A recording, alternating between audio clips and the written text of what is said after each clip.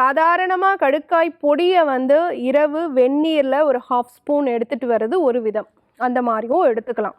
அப்படி இல்லைன்னா கடுக்காய் சிப்ஸ் அப்படிங்கிறது நம்ம வந்து வீட்லேயே ரெடி பண்ண முடியும்.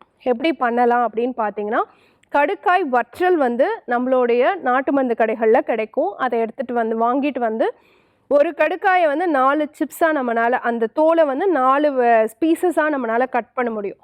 அந்த 4 பீசஸ் மாதிரி நிறைய கடுக்காய் வற்றலை போட்டுட்டு, அந்த சைஸுக்கு நான் சொல்கிறேன், அதை வந்து பழைய சாதத்தினுடைய தண்ணியில் வந்து நைட்டே சாதத்தில் தண்ணி ஊற்றி வச்சு அந்த பழைய சாத தண்ணியை எடுத்து அதில் இந்த கடுக்காயை வந்து ஊற வச்சு நல்ல வெயிலில் வச்சு எடுத்து வச்சுக்கிட்டு அது கூட தேன் கலந்து வச்சுக்கலாம்.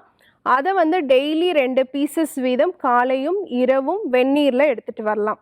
இல்லை டாக்டர், இந்த மாதிரி பழைய சாத கஞ்சியெல்லாம் பண்ணி செய்கிறதுக்கு எங்களுக்கு நேரம் இல்லைங்கிறவங்க அதே கடுக்காயோடைய தோலில் வந்து பார்த்திங்கன்னா எலுமிச்சை சாறு பிழிஞ்சு அதை வந்து வெயிலில் வச்சு ஊறுகாய் மாதிரி எடுத்து வச்சுக்கிட்டு அதுலேயும் நம்ம தேன் கலந்து எடுத்துக்கலாம்.